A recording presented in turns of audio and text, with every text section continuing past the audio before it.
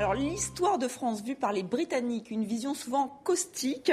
François Mali et Catherine Adler nous emmènent donc dans les coulisses de la diplomatie avec ce livre, Le secret des archives britanniques, que voici, publié chez Calman Levy. Alors, François Mali, rebonjour. Rebonjour. Vous êtes grand reporter au Point, vous avez déjà signé des ouvrages historiques. Donc là, vous avez décidé de farfouiller dans ces archives britanniques parce qu'elles sont plus accessibles déjà.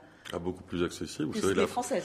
Que les Françaises. La France, c'est un peu le pays du secret, donc il est très difficile d'accéder aux archives, surtout quand ça concerne des sujets délicats comme la guerre ou la décolonisation. Chez les Britanniques, c'est la liberté chevillée au corps, donc au bout de 30 ans, tout est libre, sauf les archives de l'intelligence service et services secrets, qui eux ne seront jamais publics. Mais pour le reste, on peut accéder à tout, aussi bien en allant aux archives là-bas, que par Internet. Il y a un formidable serveur, vous tapez des mots-clés, vous avez accès à des documents, c'est formidable. Et des documents qui reviennent donc sur des points clés de l'histoire française. Hein. On va y revenir assez rapidement, mais c'est vrai qu'il y a la Seconde Guerre mondiale, vous l'avez dit, il y a le massacre de Sétif en Algérie, on revient aussi sur la disparition de l'opposant marocain Ben Barka, sur des sujets assez sensibles. Vous mêlez la petite et la grande histoire. Ça a été compliqué de choisir les beaux moments, enfin les moments les plus intéressants, les plus instructifs? Il y avait des dates qui s'imposaient quand même, la chute de la France en 40, De Gaulle et la résistance et De Gaulle avec les Anglais. Et puis on a eu la surprise de découvrir parfois des documents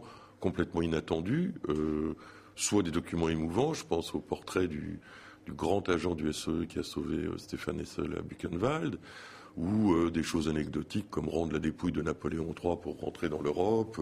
Enfin, il y avait un peu de tout. Alors après, il a fallu ordonner en fonction des dates, des époques, pour que tout le fil reste compréhensible. C'est-à-dire qu'on voit l'évolution des deux pays en fonction de ces événements, justement. Alors justement, on a vu quelques-unes de ces fiches. Est-ce que c'est dit Wikileaks avant l'heure, puisque effectivement, ce sont des diplomates britanniques qui donnent leur point de vue, et parfois ils sont assez surpris. Hein. Je pense à la décolonisation, le massacre de Sétif, vu par les Britanniques, où on sent qu'ils ne comprennent pas exactement la position française. Et pour le Cameroun aussi, c'est assez frappant. Ah, tout à fait, mais il faut bien voir que dès le départ, la politique n'est pas la même. Pour les Britanniques, les Anglo-Saxons en général, au lendemain de la Seconde Guerre mondiale, il faut décoloniser, il faut émanciper les pays.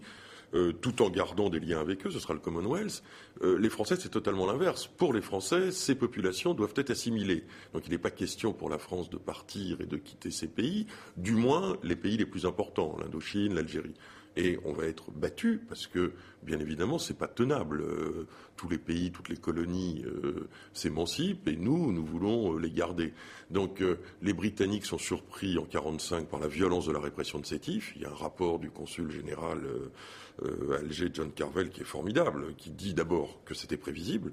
Ils avaient prévu cette insurrection, et que deuxièmement, qui raconte l'insurrection et surtout la terrible répression. Et alors effectivement, au fur et à mesure, le Cameroun, c'est encore plus intéressant parce qu'il y a deux Camerouns. Il y a un Cameroun français et un Cameroun britannique.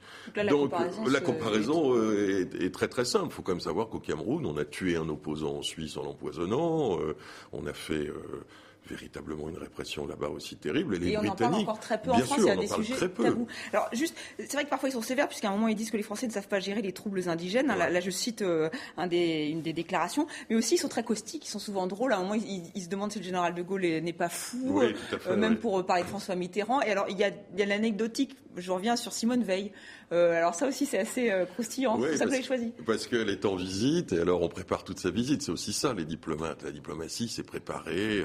Et donc, d'abord, il ne faut pas dire qu'elle fume, parce qu'elle a été ministre de la Santé, elle fume comme un pompier à l'époque. Et puis, deuxièmement, c'est une femme qui déteste négocier avec les femmes. Elle va se retrouver face à Margaret Thatcher et à la reine, donc elle préfère de loin négocier avec les hommes, c'est quelqu'un d'assez dur, et le portrait qu'il trace d'elle est absolument formidable.